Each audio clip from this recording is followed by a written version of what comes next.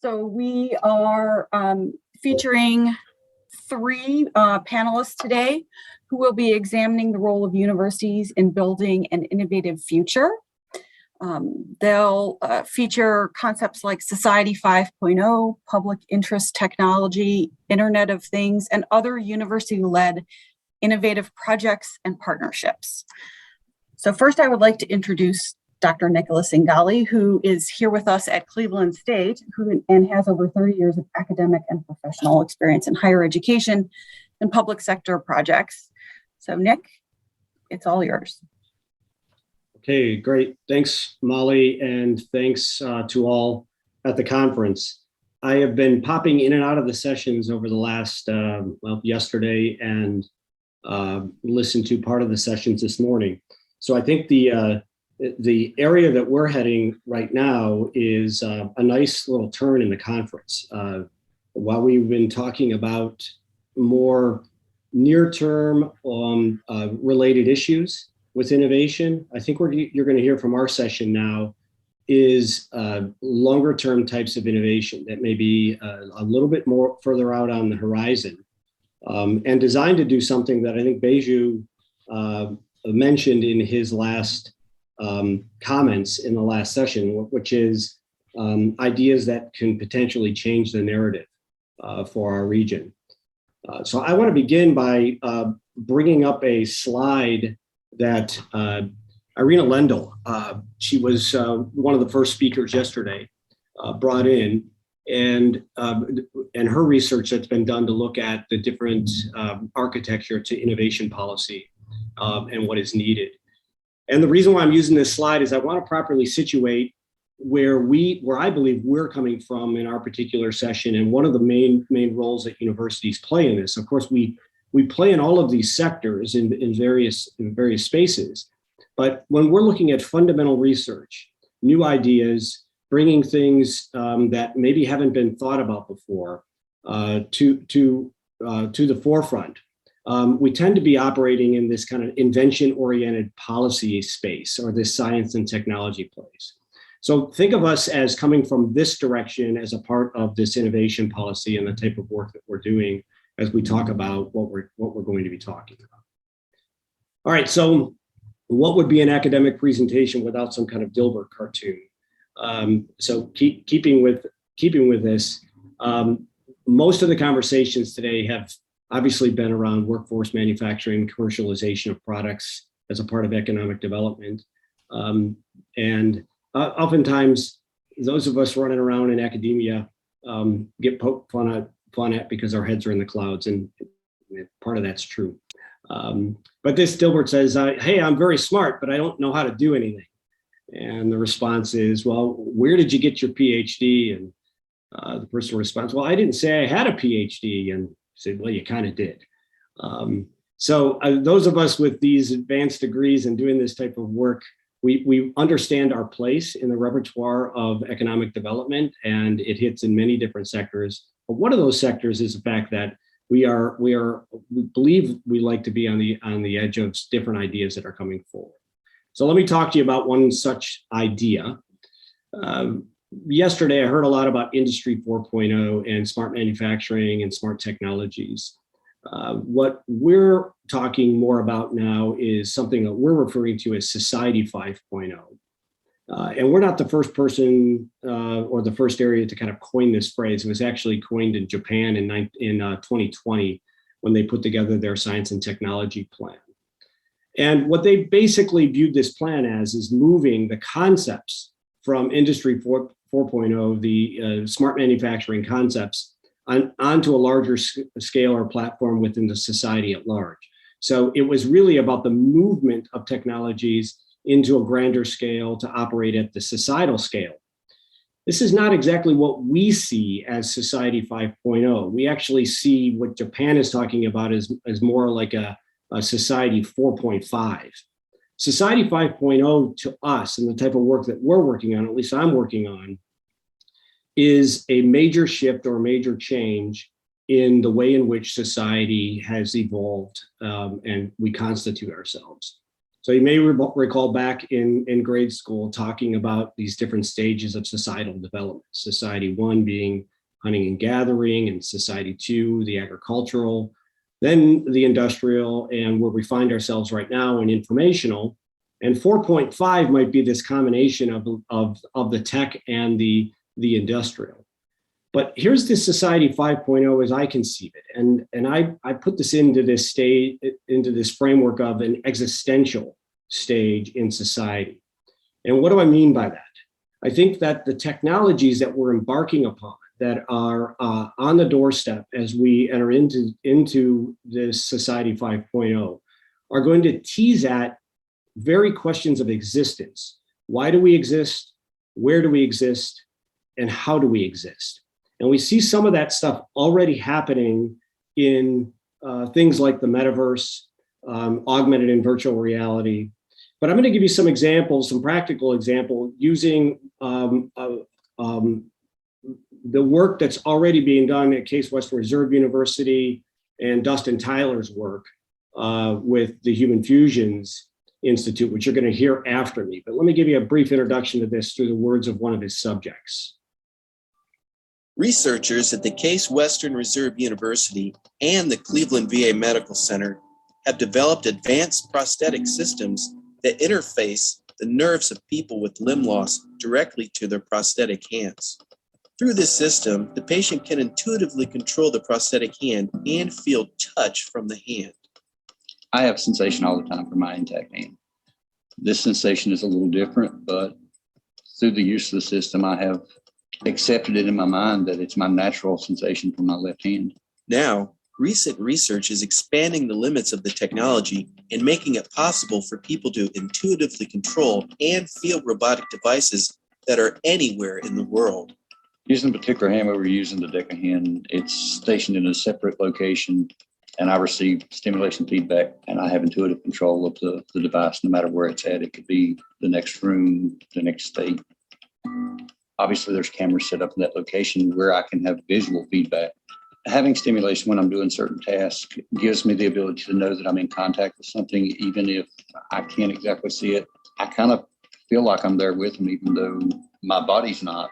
Part of me is, my hand's there. So I feel like I'm there, but I'm also away. I'm working in one place, but yet I'm relaxed in another. To know that the hand was somewhere else and I'm doing that. And I mean, it's almost above and beyond what able-bodied people can do. This enables an unprecedented neural reality experience where the user can see, hear, touch, and move in a real environment that is physically separated from their body. So I'm looking forward to the next step in the technology.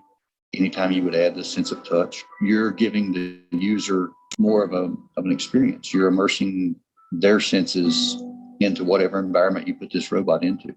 The Human Fusions Institute is pushing the limits of virtual immersion with advanced robotics, movement tracking, and more natural sensory feedback. This technology could revolutionize telemedicine and robotic surgery, increase the safety of military personnel and first responders, and redefine the gaming and entertainment industries. The Human Fusion is about bettering humanity, not just a person making them better or anything. It's about the betterment for everybody in general. Okay, so when I think about this and been doing work on this with Dustin's group over the past really 4 years, what comes into my mind is what I'm referring to as the silicarbon future. And what I see as the silicarbon future is constituted by the intersection of three fundamental technologies: artificial intelligence, multisensory transfer, which is what you saw there, as well as augmented and virtual reality. And what I think this is going to open up space for us to begin thinking about is how do we start to conceive of things like synthetic forms of life and the living, the fact that we could potentially inhabit virtual other worlds, which I'm referring to as the vow. So now my language often talks about the now, which is the not other world, which is what we exist in right now, and the vow, which will be these virtual other worlds that we can inhabit and have experiences in. And then eventually the movement towards concepts of artificial consciousness and certainly artificial experiences in this world. Now, it sounds like I'm writing the script for the next sci-fi movie that might be in the making. But this stuff's already happening. The Air Force is already donning headsets to do sexual assault training. NASA, some of you may have seen, holoported a doctor onto the International Space Station. Now, they didn't have touch up there, but they had visual imagery up there of the individual who did a virtual handshake with the astronauts. We're using artificial intelligence in unprecedented ways to map out heart disease and doing mathematical computations in a matter of an hour that would take a human being many years to do. And we've even created our own synthetic single-celled organisms, and there's some debate right now in the literature as whether or not these single-celled organisms have figured out a way to spontaneously reproduce. So these things, they conjure up these sci-fi images. And when this tends to occur, we sometimes feel like they're threats. For example, people who have been interviewed that have watched the Aida robot artist. This is a robotic artist that actually creates original pieces of artwork while communicating with the audience. They're amazed by the interaction, but they also have a sense of fear. Some of you may recall the rape incident that occurred within the metaverse last year, where a woman recalled being gang raped within the metaverse. Obviously, blurring the lines between physical and emotional. And then, of course, the ongoing concerns of engineered pandemics and these threats from different types of technologies. So what's this going to mean for Society 5.0? Well, like the other changes in societal movements, it means a complete upheaval and a change in which we exist, the way we understand ourselves, the way society gets structured, the way we inhabit our world and communicate with one another. It's going to mean unbelievable medical breakthroughs and opportunities for this. It's going to mean unbelievable experiential opportunities where we will be able to inhabit different places at different times, and in many cases, almost as anything. It's going to revamp the educational system. Online education is going to expand like never before. We're going to be operating with artificial AI assistants, which we kind of already do, but this is going to be hyped up even greater. It's going to redefine social structures on a grand scale and what constitutes a human-to-human connection. And it's absolutely going to change work in the economy and government as well. You can imagine, and at least I can imagine, a time where workers are not traditional eight-hour workers. They may teach a class for 4 hours in the morning, and they may go work as a machine operator through an avatar interface in the afternoon. I think there's going to be a lot more contracting work that's being done, and the upheaval of the workforce is going to be substantial as we begin to think about Society 5.0. It's also going to mean that there's going to be these major psychological conditions that we're going to have to wrestle with. There's going to be confusions of reality that we can expect. Government misalignment and marginalization. I often talk to groups internationally about the fact that is there going to be a need for online governments, virtual governments to exist in these online worlds? What does that look like? Do we need a constitution for humanity that determines what constitutes a human being when we get into human-machine conflations? What constitutes a crime? If somebody murders me, my online virtual character, is that a form of murder? What form of murder is that? The legal system doesn't even know how to begin with this. And then, of course, the movement of capital through these systems. This is happening at the same time where new physics is being introduced. This is true scientific research that's being done at the subatomic level that is beginning to identify particles that move in and out of our universe in ways that we currently don't understand. So there's lots of questions on the horizon right now that I think are going to happen at the conflation of these technologies that are both man-made technologies, as well as things that we begin to uncover about the universe itself. It's going to raise, and it is already raising large questions. The issue is I'm not sure that we're really wrestling with these questions right now. We're wrestling with questions on the here and now, and what's on the horizon 2, 3, or 4 or 5 years from now.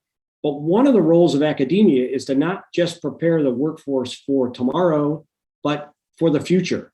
And how do we begin to think about preparing people that are capable of thinking along these lines and wrestling with these larger questions, so that as we develop these technologies, there can be a human element associated with this, including guardrails on these technologies as moving forward. We are obviously not doing this alone. This Society 5.0, or we refer to as S5, is a massive undertaking that includes researchers and scholars from around the world that are working on this. It includes activities within Cleveland State right now that are working along these lines, along with National Science Foundation funding that we just recently received. And it also includes scholars nationally through something we're referring to as HELPS, which is a consortium of scholars that are thinking along these lines and the ethics and morality related to these types of technologies, as well as the university fellowship programs from which we're bridging students into thinking about these technologies and Society 5.0 through educational training. You're going to hear from some external collaborators that we have on this. One such individual is going to be the Human Fusions Institute, which Dustin's going to be on board next, and I encourage you to hang on and listen to that. It's fascinating work that's being done there. But we're also tied into the Netherlands, to through the Younger program in Croatia, and then the largest public university network in the United States right now that is also reaching nationally, which is the Public Interest Tech University Network. These things have created a tapestry of funding that has allowed us to continue to move Society 5.0 forward. And like many of you, if those of you in manufacturing or production that are working on this right now, when you folks have ideas, you translate those into the types of products and services that make sense with your business. In academia, what we do is we translate those things in products and services as well, but those products and services are educational products and services. So we have created a Society 5.0 graduate certificate as a part of the conversation and to drive the conversation forward. This certificate is open to current graduate students, as well as anybody out there that has a bachelor's degree who is interested in engaging in these conversations. This is going to be a 4-course program that's happening over a year's period of time and kind of unfolds as we move forward. It's taught across 3 different programs right now, the Urban College program and education, the philosophy program, because there's a lot of deep thinking that's involved with this, but then also the engineering program and bringing in the STEM related types of discussions that take place. There are many other faculty involved in this and many other programs involved with it, but those are the 3 leading institutions that are currently driving this. Okay, with that, I'm going to stop talking here and I'm going to turn it over to Dustin to begin talking about the Human Fusions Institute and that great work. Great, thanks, Nick. Let me get my stuff up here. All right, I'll do the usual. I assume you see my screen, but let me know if not. So I appreciate the introduction. I think I want to talk about the concept of the broader idea of innovation, some where we're headed. Nick introduced a lot of this with the Society 5.0 side about it. And just so from my background, I'm a professor at Case Western Reserve University. I've been focused in biomedical engineering my entire career and really looking at fundamentally the interaction between humans and technology. For about 50 years, Cleveland in the Northeast Ohio area has been one of the world's leaders in the idea of rehabilitation engineering, which fundamentally is a medical use of human and technology, whether we apply it to help people move or to replace lost function. In the medical world, it's been that. But the question is, can we move beyond the medical side, and what is our opportunity to sort of move beyond Silicon Valley even? What is the next revolution, if you will, in the technology and the human. And can we ultimately capitalize and develop that in Northeast Ohio or in Ohio in general? Or do we keep losing that to the coasts is kind of the idea. So that's a background I'm going to introduce with that. And I'll talk about what we're thinking about, or at least the stuff we're moving that Nick introduced on the human technology front. So from that perspective, one of the key things is I do believe, a key thing about global leadership is that we really requires innovation. If we're trying to do something people have talked about already, we're late. And so the real trick is, how do we innovate things that haven't been done before and then maintain leadership, which means we have to be bold to take ideas that aren't out there yet, know they have value, and then lead those and not wait till they have value somewhere else and try to get in. And I do believe that Ohio is an innovator. I mean, if you look at a lot of core technology that is now running the world or is elsewhere, a lot of it has roots and developments here in Ohio. We do innovate. The question is how to retain and attract the innovators and really build that disruptive technology is one thing I want to sort of think about when we go through this and we talk about economic development in particular. And so I won't spend a whole lot of time on this, but many of you might be familiar with these technological readiness levels. NASA uses this for the space flight, and a lot of other places do this. And I won't go through the details, but essentially down at the university level, these really low levels of technological readiness, it's the basic principles, the key ideas, moving up through the formulation of initial technology concepts, proof of concept, all the way through validation lab. And then really once you get out of sort of this validation and you see that it sort of works, how do we start to translate that? And I really think that we have a startup culture here and we have a university culture, but in these areas that are high risk, high reward, where failure is high, there's a vulnerability. And we've also been very good on the corporate side for many years. And I think that there's good support on this side, there's good support on this side, but we've got this link in here in this sort of, especially in high risk, high reward technology, that we are a bit vulnerable.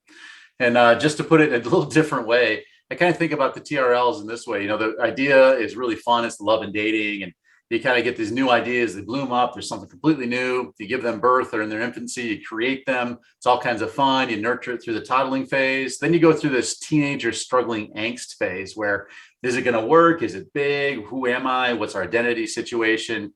And then we move into the more mature adult phases. But it's during this phase here in the teenage years, if you will, the technology teenage years, that we don't want it to move away. All right. And it's this point where this technology that is birthed and has interest, but it doesn't feel totally appreciated, or it has its challenges in getting development, that it starts to look elsewhere. And then how do we nurture it through this struggle phase, this high risk phase, to get to actually maintain it here and be a leader? And I think this is where some of the key things about community and ecosystem are important. We need to create creative environments. Innovators love to be in creative environments. You want a critical mass of others that are thinking the same way, that you can bounce ideas off of. Progressive space, vibrant, a vibrant living space, a vibrant working space. So if you have an innovative mind, you have innovators, they want to innovate. They want to always think outside the box, and giving them spaces to do that is always helpful. Academic strength and depth to think about things that are outside that box.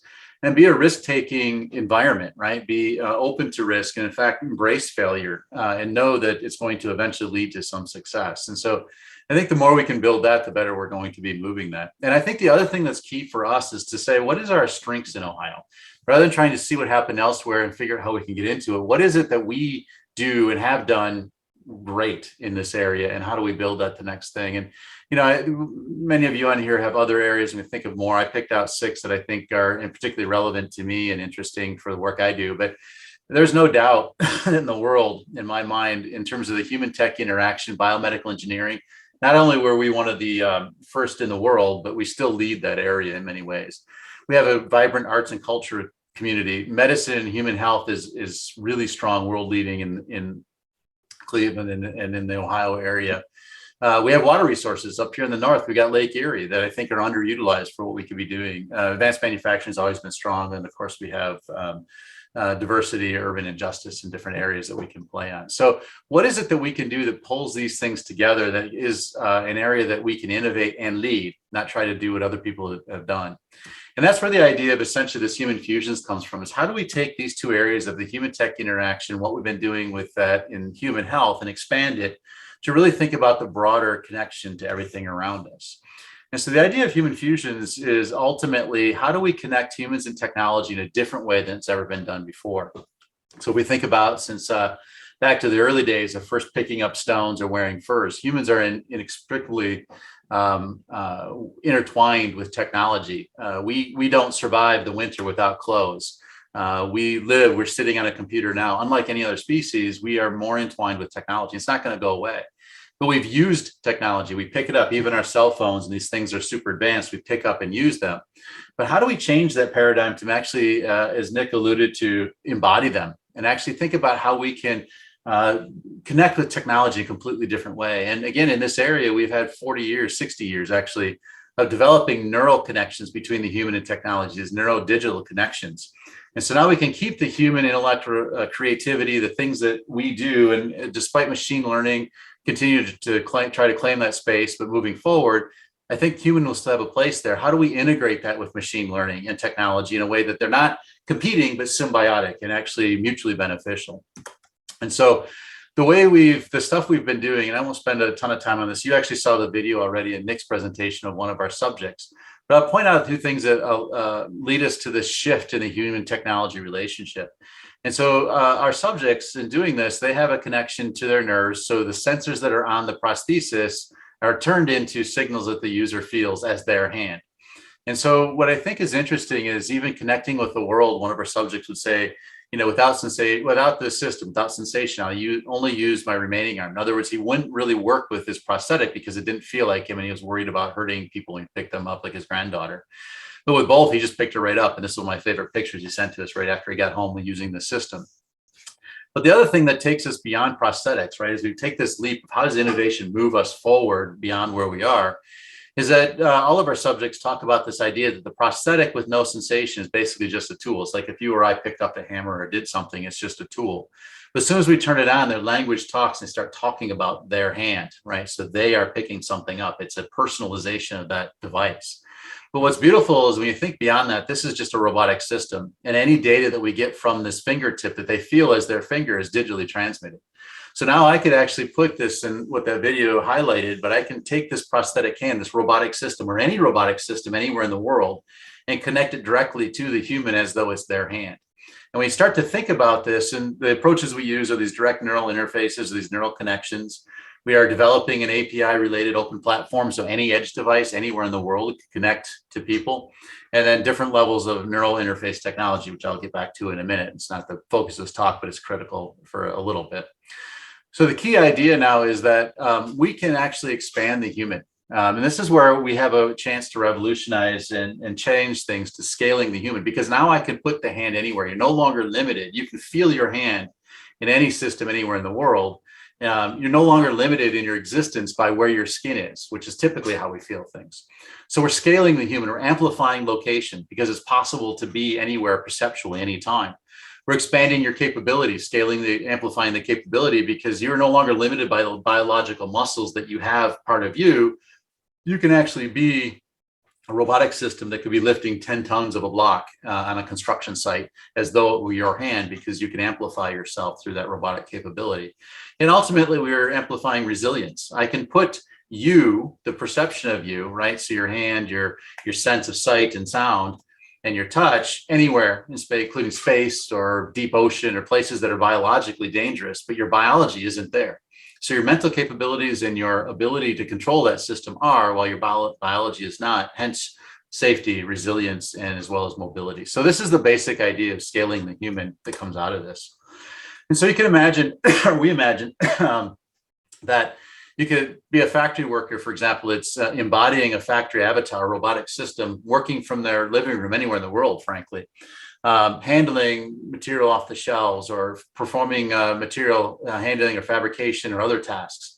By removing them from the environment, one, we can redesign the environment without the need for the human.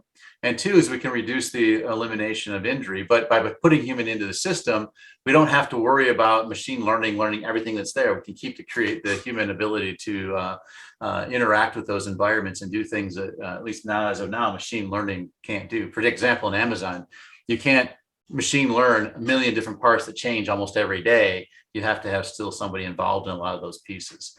So this is sort of a required connection, this requires this base society 5.0, as Nick was talking about, the infrastructure to help do this. but fundamentally connecting people changes the way we think about work and connections. And so that's one opportunity or one envisionment related to manufacturing.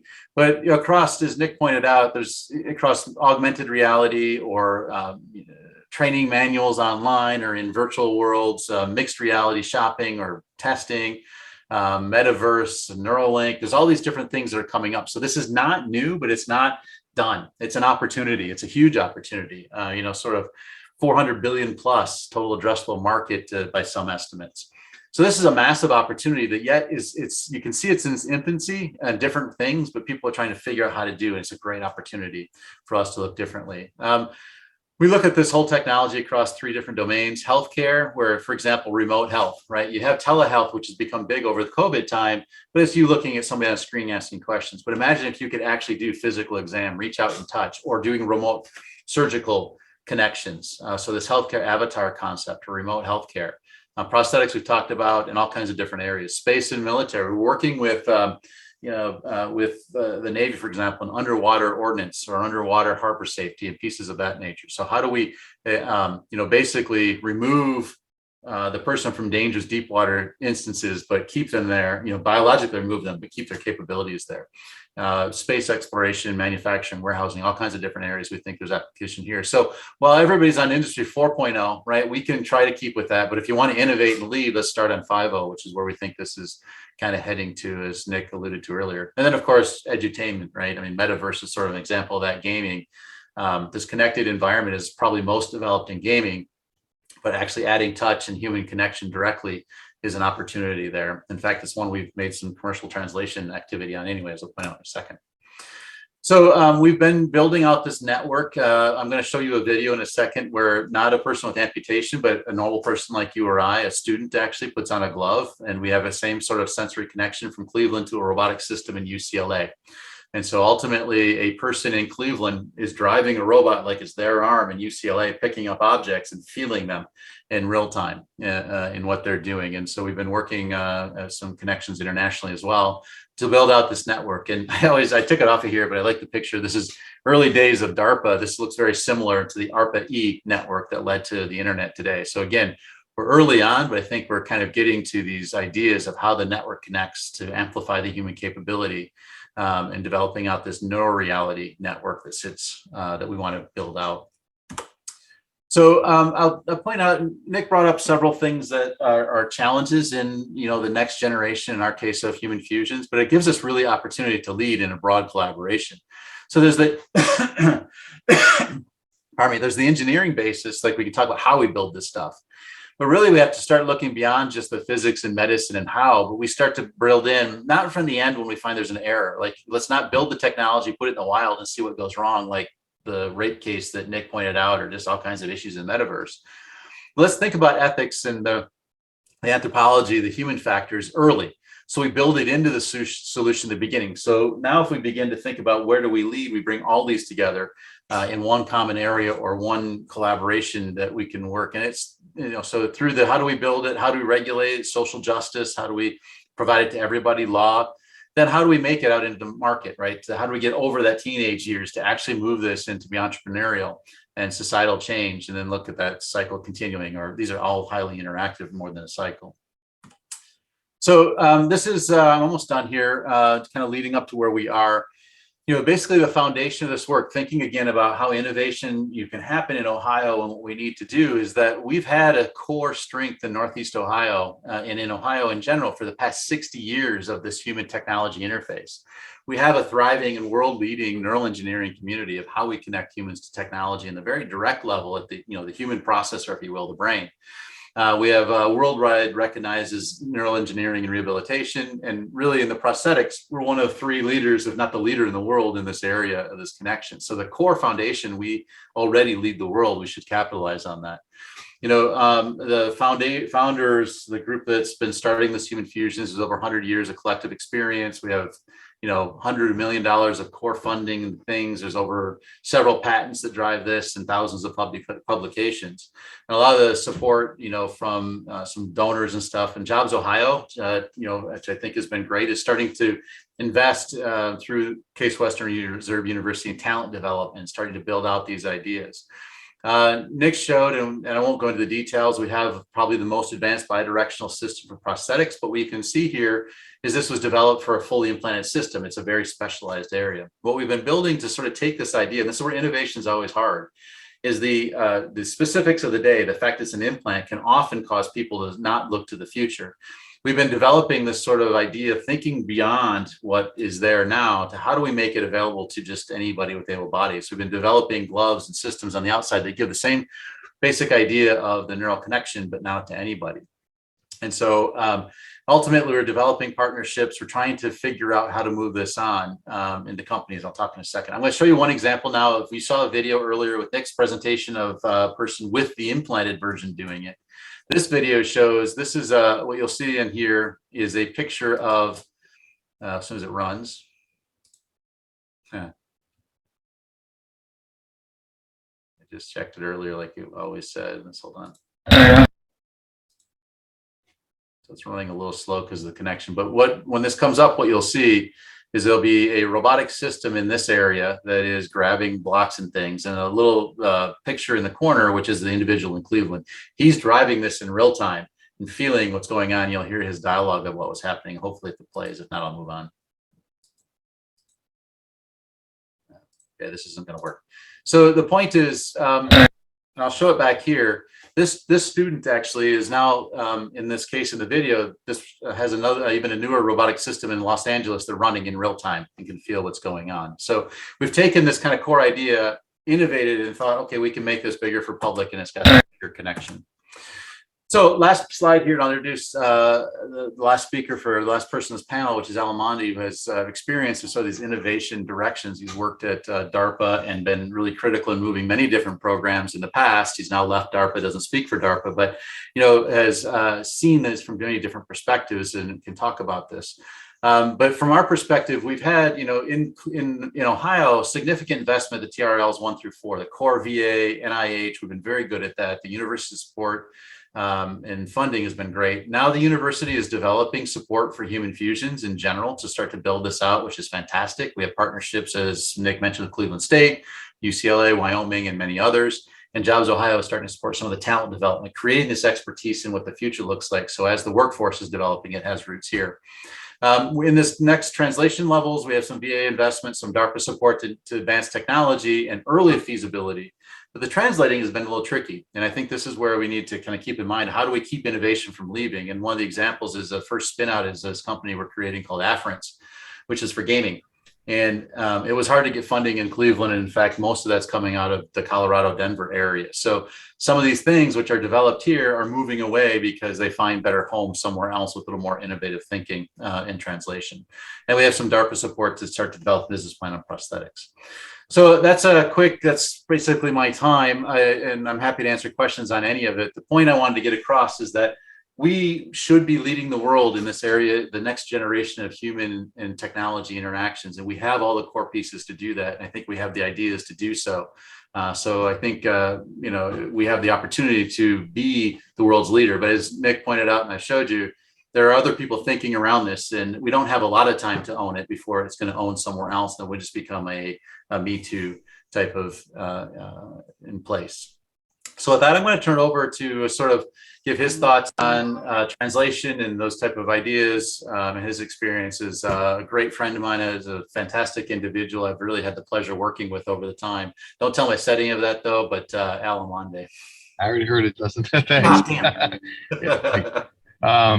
So real quick, I had the opportunity to be at DARPA from about 2017 to just recently, retired from the government, where I ran about a $250 million portfolio focused on neural interfaces in general, right? So focused also on recovery of function. And so, when you're thinking about stroke or spinal cord injury or amputation, what are the types of devices and things that make sense to invest in to really try and regain that function? But what's been discussed here with Nick and Dustin is going a little bit beyond that, right? Now that we see the promise of these neural interfaces and what it can do for folks that have actually had injury, where can we take it from here? And one of the things that had always interested me when I was watching the field of machine learning and looking at the field of artificial intelligence. And the questions we've always asked ourselves while I was at DARPA is, well, why do neural interfaces? Why are you continuing to put human in the loop when AI is advancing so quickly? Why don't you just let AI do everything, and then it'll report back and say whether it's finished or whether it's not? And so what's interesting is you're seeing not only the discussions here with Nick and Dustin that human is definitely in the loop. I mean, but they're now more in the loop than ever. They're seeing that, that you're actually fused to the loop from a sensory perspective. So there's going to be interesting to watch as the technologies go forward, what makes sense that will be done from a machine learning, artificial intelligence perspective, and what will still be done from a human biology intervention perspective. And those two fields come together. You have a biological system that's constantly learning. You have an AI system that's constantly learning, and these two learning systems are now working together, and they're interfaced together in ways that have never happened before. So I think some of the things I wanted to talk about real quick have already been discussed with Nick and Dustin, but there's a few extra things I wanted to add to it. And when we were talking about, critical mass and the ability to do rapid experimentation and so on, there's also a leadership responsibility, and not necessarily just leadership from the experimentation perspective, not necessarily just the scientists. There's also a leadership responsibility from those that are funding the technology. There's an evangelism that needs to go along with the positive support and the recognition of failure. If you're going to be truly pushing on the very bounds of innovation and what is possible, there will be failures, and it needs to be okay to fail. It also needs to be okay to get up, dust yourself off, and try something else very, very quickly. And so to understand that some initial investments may not go the way that they were initially planned, but that's all part of the overall vision, right? You're not going to climb Mount Everest if every step is planned along the way. There's going to be things you need to allow for, and there's going to be things that are going to happen along the way that you never predicted. So that evangelism is going to be super important. And you also have to have, some of the teams that I was funding at DARPA, some of the most promising teams and the most performing teams also had a way to showcase their ideas. So it's one great way to sit there and say, hey, we have this group of researchers that have all this talent and all these advanced degrees, but the folks you're talking to and the VCs and the folks that are potentially investing in this technology probably don't understand it at the scientific level. They understand it at the end, right? What will this do for me? And what's the benefit that it brings? And so to have a space that you can show that and demonstrate it and actually have them play with the technology and witness it and actually be a part of it as much as possible is huge. And then the last thing, and we'll turn it over, I guess, for questions over the next half hour, is these types of technologies are very hard to do with just one lab. It's getting so complicated that collaboration is absolutely required. And when I was at DARPA, when I would look at a proposal that came in, it was just one lab saying we can do everything. Usually that didn't end up well, right? I mean, we understand that in order to really address these really, really advanced concepts, many times you need collaboration. Many times it's got to be expertise from different labs across the nation or even across the world. So what's interesting in these spaces that Dustin and Nick has been talking about is there's a lot of different disciplines that are coming together. Dustin just talked about it on some of his previous slide, but when we talk about neural interfaces, I mean, it's not just the neural interface, but it's all the materials that go behind it, right? And the materials science and what types of materials will allow you to put things in the body that the body doesn't reject. Neural interfaces are meant to be there for a long time. And they've got to connect to the nervous system, and they've got to connect to the nervous system in a way which is highly efficient. So if the nervous system is building scar tissue over time and beginning to insulate that interface from the nervous system itself, then we've completely missed the boat, right? I mean, so we've got to be able to have a way to look at advanced materials and get those advanced materials tested out, get them through the FDA quick, and then get them back into human subject testing as fast as possible. Clearly, a machine learning AI side of this is definitely there, without question. The neural interfaces can bring only so much capability, and then the overall system and the mathematics that you lay across it is going to be critical.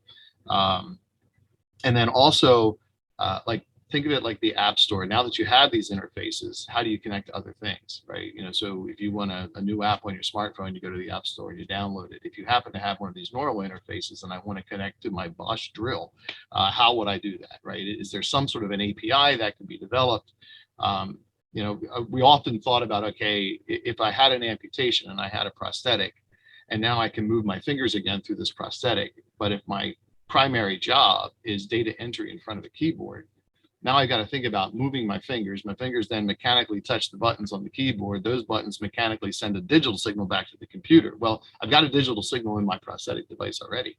So do I just bypass in that case, for that particular occupation, does it make sense to bypass the prosthetic completely and just go directly into the computer with a neural interface? And now you have a neural interface that can actually perceive, right? It can send signals back to you. So you can begin to perceive data in new ways that we hadn't been able to do. So coming up with these interfaces, and how do you take a very complicated neural interface and connect it to the outside world is, I think, very open to like kind of open source kind of ideas.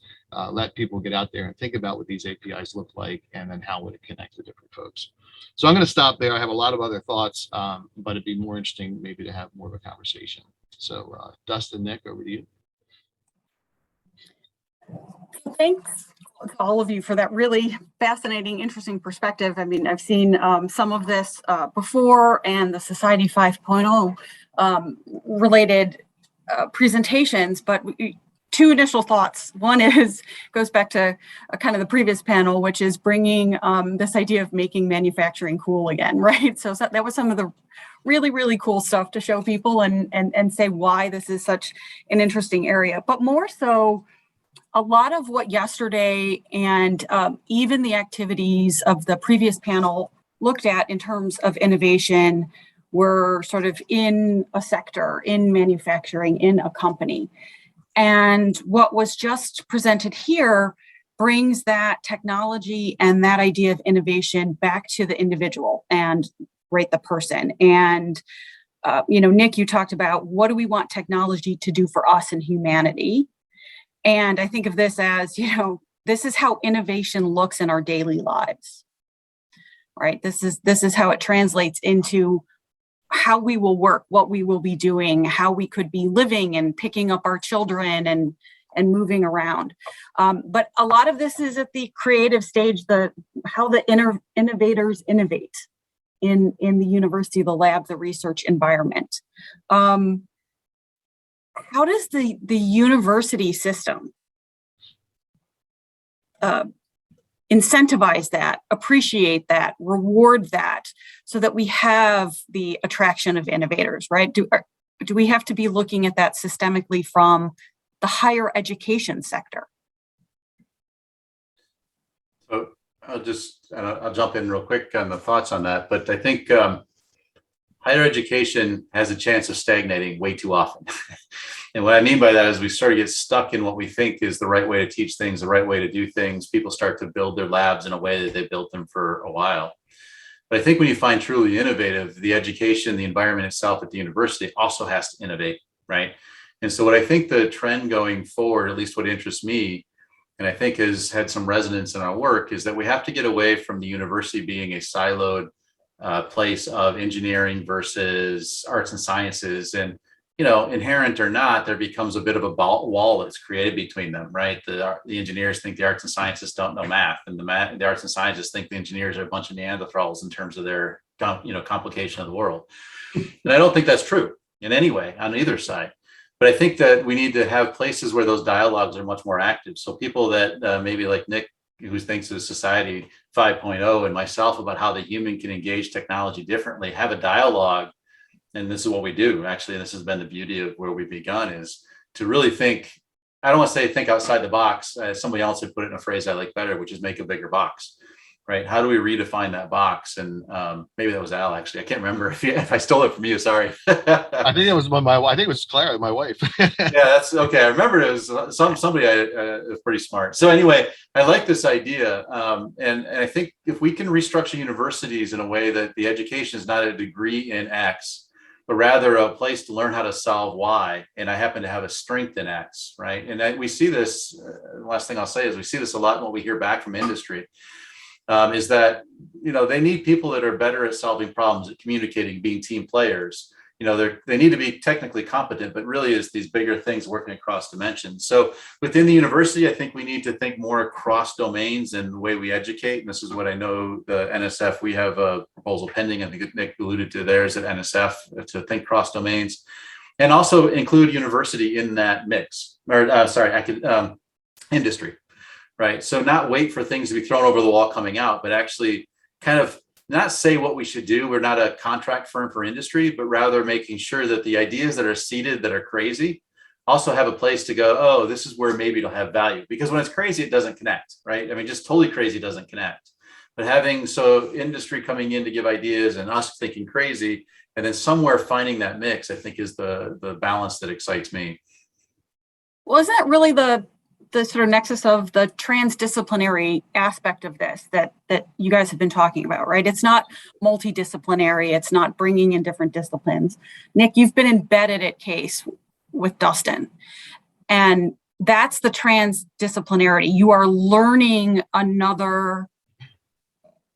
complete area, right? And incorporating that into what you do. Yeah, so let me, I'm going to blend these two, a response to your first question to what you just said there. And, Al ended his comment by saying, these types of big ideas can happen in just one lab, that they need collaboration across multiple institutions, across multiple thinkers. And we've been able to do that certainly in Northeast Ohio, but when you look at human fusions, when you look at the public interest technology university network, we're talking about leading universities around the country, around the world that are thinking along these lines, and we're collaborating together doing this type of work. So collaboration, I think, is essential on that, which is it gets us internal to the university and alludes to something that Dustin was talking about. Competition is good, right? But the problem is that when we start to compete with one another, that drives our ideas apart rather than driving our ideas together, this is where it becomes problematic. And right now, institutions, particularly in the way we look at higher education institutions in the state of Ohio, I think we can do a better job of thinking about them as collaborative universities. We don't have a university network system in the state of Ohio. We don't have a SUNY, right? This is something for us to be thinking about, I think, along those lines to get us working together. And the last comment that I'll make on this part is universities are not just, do not just work in a horizontal way of producing degrees. We are vertically integrated within society. We deal with everything from societal related issues to advanced technology related issues at different stages of people's development, different stages of their thinking. And to think of us purely as talent development organizations is really to have a very simplistic view of what a university really offers to a community and to a society. We do so much more than that, and the type of work that we're doing. So at times, sometimes when I hear talent development, I know it's something we do, and I know it's part of what it is that we need to be working on, but it makes me a little itchy because it makes me feel like we are just talking about the veneer of what we do. And it's one of our core enterprises, but there's many other things that we do core. All right, last comment on this with transdisciplinarity. A lot of the work that we're doing with transdisciplinarity, what does it mean? Well, I ended my conversation talking about this with the S5 curriculum and the certificate. We don't want just students in traditional classrooms sitting through these types of courses thinking about these issues. We'd love to see people from nonprofit, government agencies, commercial enterprises, all in there with us, talking about what's going on.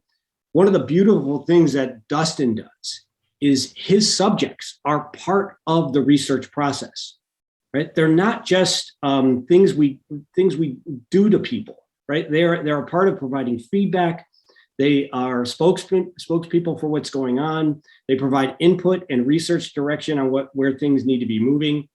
The current NSF NRT training that Dustin just alluded to, that Cleveland State has gotten word on from NSF is all about building a transdisciplinary initiative in the human-machines interface space, which means that this particular work's being done in the disabled community. It means having people with disabilities as a part of the team, as a part of the process, not just a single perspective from a single person or a single engineer or a single scientist that's working on this.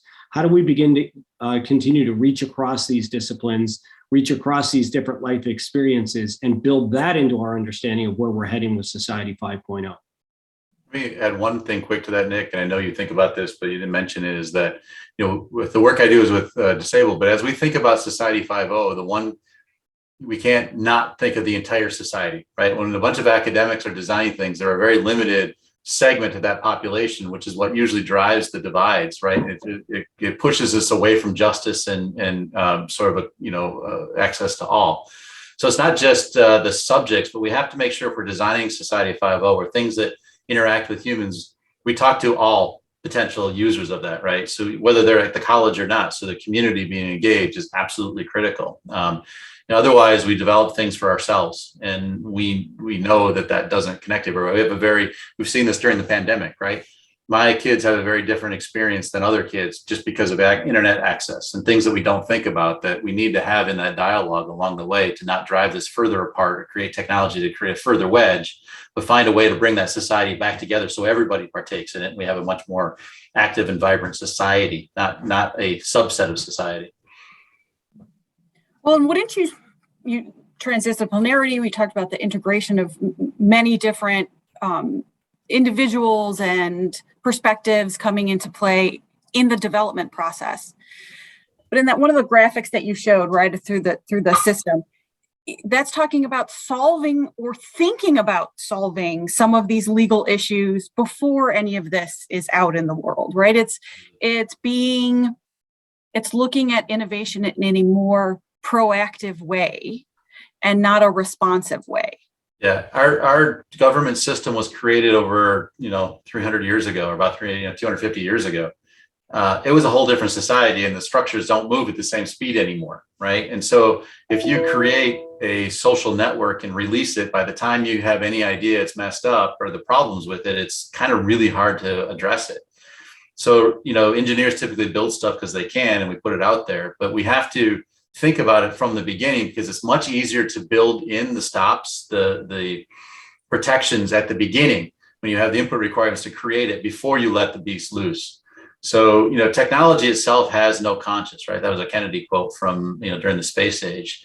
So, or the space race. Technology is not good or bad, but how we use it is. And if we can develop that early, we save ourselves headaches down the road. Not prevent them, but we save them, and we sort of are on the right path to keep kind of keep it to the benefit of all, and not have to, minimize hopefully the things we just suddenly pop up.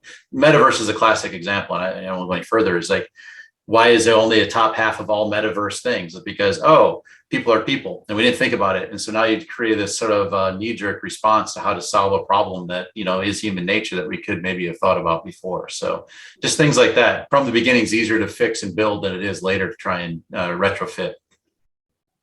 I'd like to go back to There's also an issue of like early and often, right? From an ethical perspective with this, we're not going to know all the issues up front, right? And as you develop the technology, you're going to realize capability, and as you realize capability, it makes you think, okay, how do you use this? And so it's about an early and often kind of periodic kind of interface with the ethics community. And making sure that there's a responsibility that comes with the development of this type of technology, and ethics is core to all of that.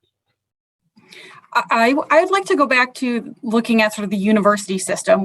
Nick, you brought in PITUN, and there's that university network that's happening. We don't have anything like that in Ohio, but also thinking about the flexibility within the higher education system that needs to happen, take place, to see the kinds of collaboration and coordination across labs and researchers and disciplines that, Al, you were talking about, you saw in a lot of the programs that you reviewed.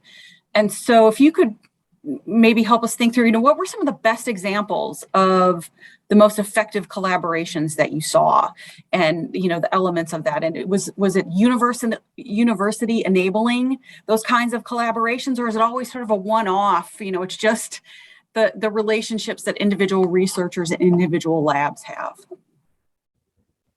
Yeah, I think from my perspective, it's a little bit of both, right? What I've seen a lot, especially when you're looking at a new team, right? It's one of these things, if the teams have been around a long time, they've had a long history of research proposals that have been granted and so on.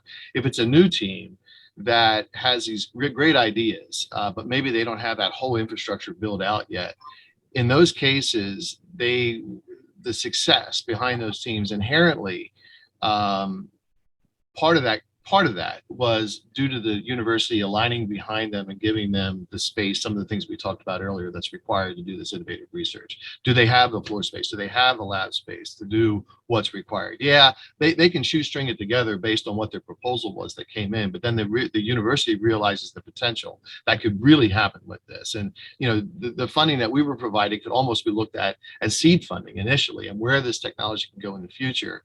And when an organization realizes that potential and aligns lab space and assets within the university to these research goals, it's a step function in criticality as far as success is concerned. Yeah, they might have been successful otherwise, but probably not nearly as much. And so having that asset allocated to them, many times after the first year the proposal was put in place, once the contract was granted, that stuff isn't necessarily in place right away, but it gets built out as the technology starts moving forward. And it sends a very clear signal back to the folks that are funding the group that the university is behind this team, right? It's not just the PI, but it's the whole university behind them that's really trying to make this work. And that's a very powerful signal. I think that goes back to Ethan's comment in the previous panel, which was, right, systemic is the name of the game. And that is true for the higher education sector. So, what are some of the, Nick, you and I talked about this kind of offline the other day. What are some of the policies that the state of Ohio can pursue in looking at being risk-taking for its universities and for innovation, collaborative innovation to happen here?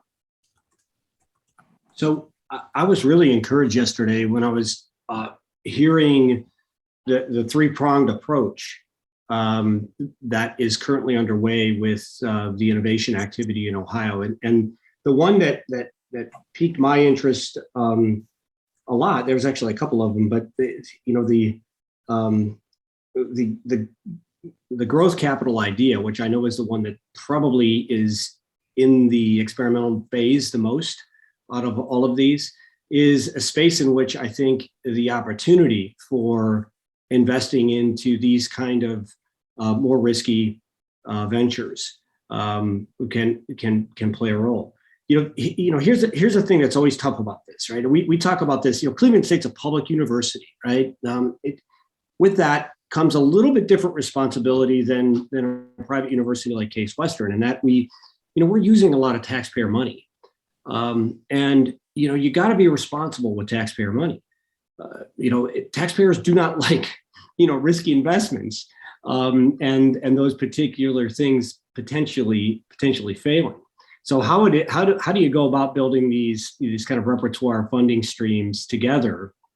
And so that you can have some kind of systems, as you and Irina have been alluding to, Molly, these kind of systemic approaches of being able to move these types of programming forward. So what I would be interested in, and maybe there was an example of it that I kind of missed, but something that I didn't see, and I haven't seen yet, is between these three streams, the innovation districts, the growth capital, and the R&D, is there a project that is transacting all of those three simultaneously? Do we have evidence of that? Or do we just simply have innovation districts and they're doing this, R&D centers and they're doing this, and they're all on their own little island to succeed? I venture to guess that there's something out there that's happening amongst all of those. That's the policy I would be interested in, is how do you begin to advance these types of policies, particularly with risk enterprises that that intersect the innovation district, the capital growth, as well as the R&D centers and the potential for the R&D centers and what they're producing. And forgive me if this has already been talked about. I might have missed the session, but it's something I didn't hear. I just want to add one other thing a little bit from a policies perspective. And this is more of a what was enabled by different approaches before. So for example, we had been moving, I stated the strength of the fact that we've been working in this area for 50 years. That's also a weakness, right? And so neural interface has been around forever, but DARPA, for example, one of the things that makes a huge difference is that the investment is sizable, right? And so you can fund a lot of people doing small things to make movement. If you really want to make a impactful or a revolutionary type of change, it takes a significant investment. With you know, in the DARPA model, a lot of it may not get what the original intent necessarily was, but when you set the bar very high and give the funding to get there, you're going to get somewhere that is high. Or if you put a bunch of low ones, you're going to get to the low ones. So this part of this risk taking is that it requires, you know, investment as well. And I think that's the hard part, right? Everybody wants a sure win, and they want to do it with little parsed out money. And I get that, and that, you know, you can't be crazy about it, but you can't ever, just like you can't cut your way to success, you also can't sort of nickel and dime your way to success either. It takes some, you know, growth or some real significant commitment to things to move them forward. If you really want to move that needle, it takes investment. So I think yesterday there was some examples given by Andrew Dye and Jobs Ohio about maybe some of the ones that touch all three of those pillars, Nick. And you know, we can look at sort of getting back to you on that. But I do want to touch on another point that seems to be a thread throughout the past 2 days, and certainly in this panel and the one just before, which is about this kind of narrative change and the viewpoint change. And so thinking about, you know, places where you can showcase this. How can we get this information out into broader spaces, not just across the state, but globally, and you know, about what Ohio is doing, about what's going on here. How do you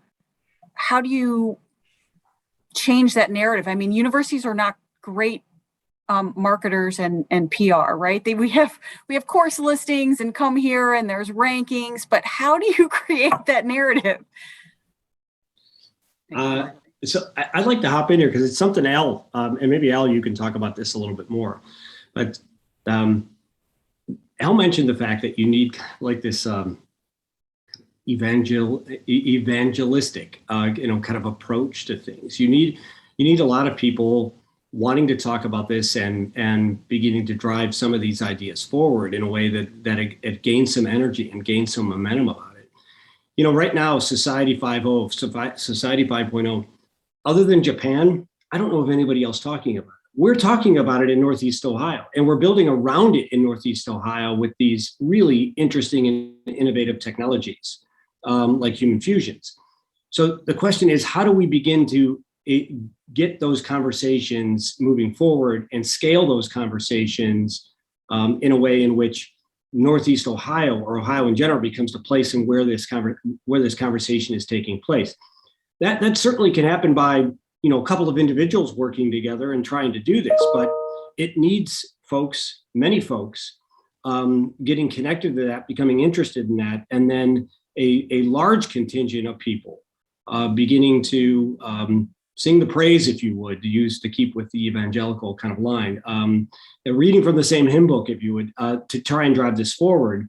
My experience has been, though, is that we tend to think about these things as trade-offs. If I talk about your Society 5.0, Nick, that means I can't talk about this XYZ thing.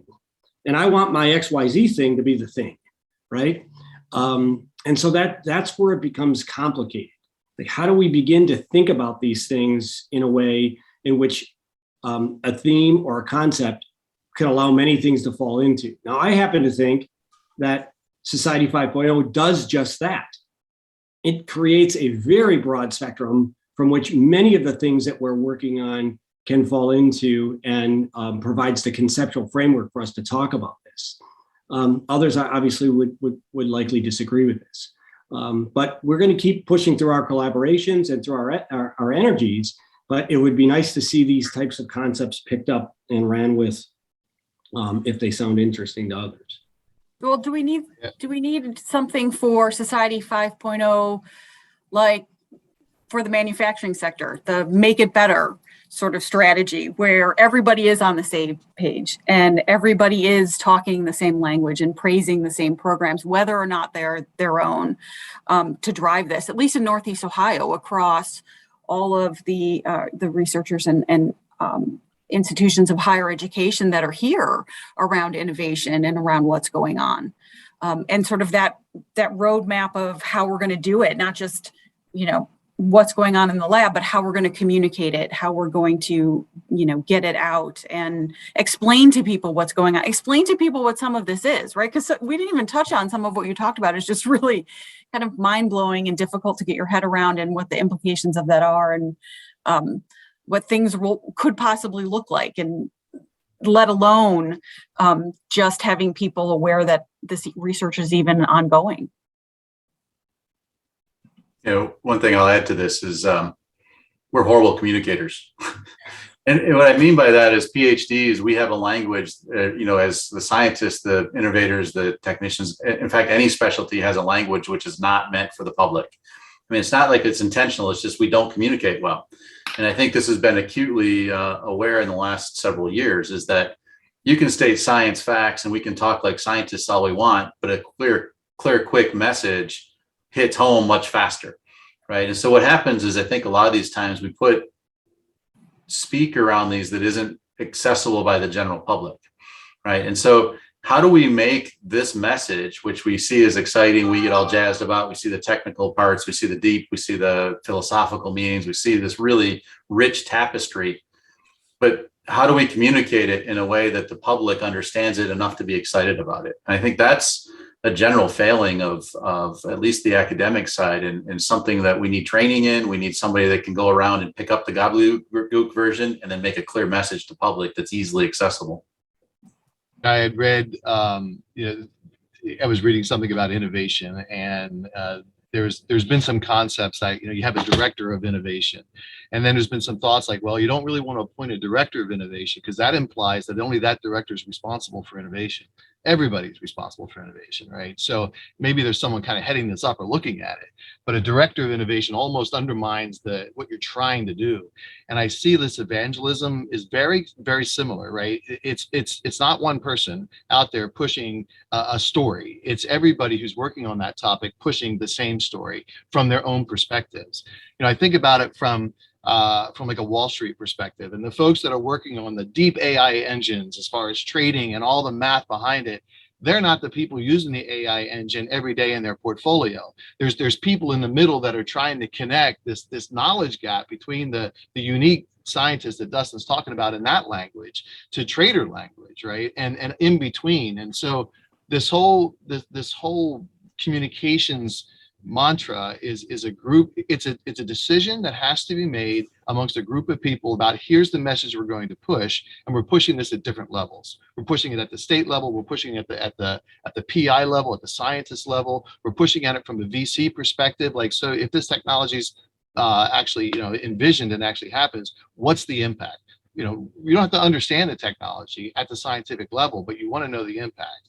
It's like the Gartner hype curve, right? Where you have the hype and then you go down this trough of disillusionment because everybody's like, oh, it'll never work. And then all of a sudden something comes out and it turns out that there is something useful in it after all. And so to get through that hype cycle as fast as you can with a controlled messaging is really, really important. And it has to be intentional. And it has to be intentional, right. And it's not one person. Okay, so with that, we are at time. I want to thank the three of you for joining us today. It really is fascinating, interesting stuff. And I hope that we can have another follow-up panel on it at some point to see how far along progress has been made in Society 5.0. And hopefully we'll all be talking about it and using that language.